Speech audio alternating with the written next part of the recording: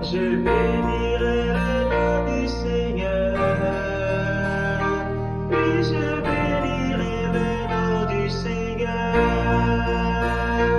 Oui, je bénirai le nom du Seigneur. Oui, je bénirai le nom du Seigneur. Il est notre bouclier. Jésus qui est notre bouclier. Il a pris le péché du monde. Jésus qui est vraiment le Seigneur. Je bénirai le nom du Seigneur. Il est notre joie, notre consolation. Et je bénirai.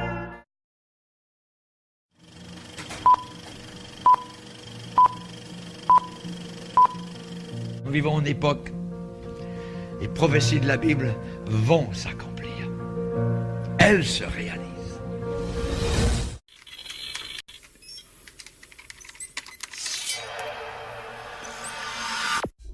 Puisque l'approche scientifique ne permet pas de trancher la question, il faut se tourner vers d'autres indices pour trouver la réponse. Le premier signe est en rapport avec la Bible. Pour beaucoup de gens, ce best-seller mondial numéro 1 est juste un livre religieux parmi d'autres. Pourtant, ceux qui prennent la peine de le lire se rendent assez vite compte d'une caractéristique surprenante. Son unité, sa cohérence. Bien que sa rédaction ait demandé 1500 ans, elle nous dévoile un propos cohérent qui s'est construit progressivement au cours des siècles et qui apparaît au final comme un édifice impeccable, majestueux, et qui dépasse totalement ceux qui l'ont construit. Des premières pages au dernier mot, elle est centrée autour d'un même sujet, la connaissance de Dieu, le Messie et le plan du salut divin pour l'humanité. Pour celui qui ne connaît rien à la Bible, cette affirmation peut paraître un peu fumeuse. Pour lui, c'est juste des mots, des concepts abstraits, de la spiritualité, sans rapport avec le monde réel. Mais pour celui qui la lit et cherche un peu, l'évidence devient de plus en plus écrasante que quelqu'un, derrière ce livre, au travers de centaines d'épisodes, de miracles, de prophéties et d'événements surnaturels, quelqu'un a construit un message qui nous est adressé. Par exemple, Moïse expose clairement la base de la relation avec Dieu et annonce la venue du Messie. 5 siècles plus tard, David, parmi d'autres, prophétise les détails de la crucifixion tout en engendrant les ancêtres de Jésus. 300 ans plus tard, c'est l'œuvre monumentale d'Ésaïe qui complète de façon saisissante le portrait du Messie, annonce son sacrifice, sa résurrection et la future restauration mondiale. Et c'est comme cela tout au long des 66 livres de la Bible, avec des centaines de détails et révélations surnaturelles. Et cela pose une vraie question.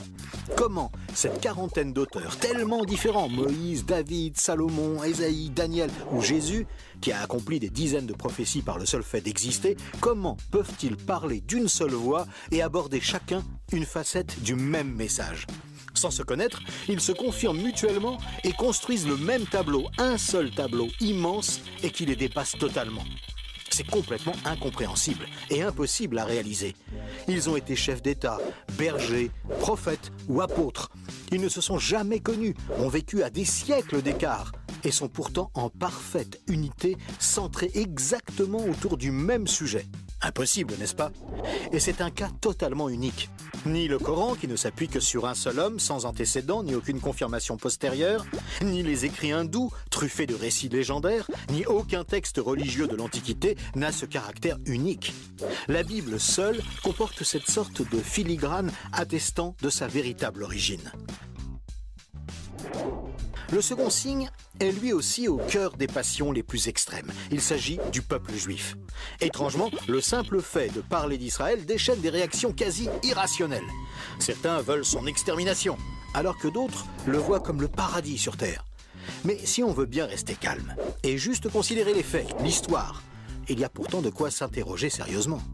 Comment ce peuple, haï depuis toujours, déporté une première fois, puis revenu sur sa terre il y a 24 siècles, puis déporté à nouveau et dispersé dans le monde entier pendant 17 siècles, comment a-t-il pu survivre? Et comment est-il demeuré un peuple distinct? Aucun autre peuple n'a jamais connu une telle trajectoire, défiant toutes les lois historiques. Comment a-t-il pu reformer un État et même se remettre à parler son ancienne langue? Ça n'est jamais arrivé à aucun autre peuple. Il y a 25 siècles, le prophète Ésaïe posait une question étrange. Un pays peut-il naître en un jour? Ça ne s'est jamais produit, sauf pour la nation d'Israël, qui est née en un seul jour, le 15 mai 1948. Et cela, à peine 3 ans après la fin de la guerre et la solution finale mise sur pied par Hitler pour les exterminer. Et ce n'est pas tout. Le lendemain, Israël était attaqué par les armées de 4 pays arabes supérieurs en nombre et en armement, et il a pourtant gagné la guerre. Des soldats ont même raconté avoir assisté à des interventions surnaturelles. Étrange, non? Par la suite, malgré le rideau de fer, des milliers ont émigré de l'ex-URSS, accomplissant une antique prophétie qui mentionnait le retour des Juifs depuis le pays du Nord. Si on considère sa contribution à la science, les Juifs ont remporté 20% des prix Nobel, alors qu'ils ne sont que 0,2% de la population mondiale. Comment est-ce possible? 150 ans avant, ce n'était qu'un pays désolé, entièrement livré à la mauvaise herbe. Et aujourd'hui, on en parle comme d'un miracle d'agriculture. Ésaïe avait prédit que même le désert refleurirait. Et on trouve aujourd'hui des cultures jusque dans le Negev. Interrogé par le roi de Prusse, Frédéric II, qui lui demandait une preuve de l'existence de Dieu, son chapelain lui avait répondu « Les Juifs, sire, les Juifs ». Et d'où vient la première religion mondiale? De Jésus, un Juif, dont l'enseignement, la mort et la résurrection continuent à impacter en profondeur la société humaine. Évidemment, ce peuple est loin d'être un modèle, et il a souvent sombré dans la corruption. Mais la Bible déclare que Dieu en a fait un signe parmi les nations. Qui pourrait dire le contraire? Pour terminer ce bref survol, une considération d'ordre moral. Encore un sujet tabou et pourtant... La Bible présente le bien et le mal comme des valeurs absolues, des valeurs extérieures à l'homme, qui les perçoit cependant par le moyen de sa conscience. Au contraire, la vision matérialiste de l'homme affirme que le bien et le mal sont des notions culturelles, relatives, résultant d'un long processus évolutif de l'être humain. Pourtant, tout le monde considère certaines valeurs morales comme supérieures à tout le reste. Par exemple, violer une petite fille, massacrer des bébés, commettre un génocide ou laisser quelqu'un mourir de faim sont considérés comme cruels et inacceptables. Même si certains tortionnaires ont affirmé qu'ils n'y voyaient rien d'immoral, nous pensons qu'ils n'avaient pas le droit de faire ça. Mais pourquoi le pensons-nous? Pourquoi pensons-nous que certains préceptes moraux sont supérieurs?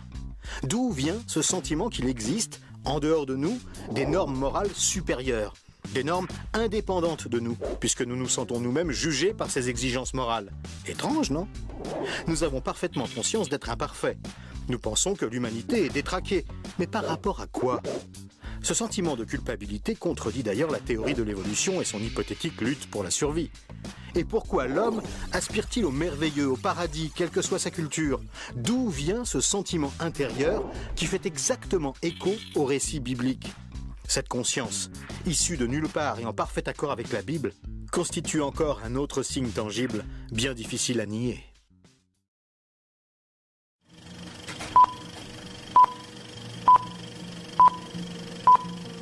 Nous vivons une époque, les prophéties de la Bible vont s'accomplir. Elles se réalisent.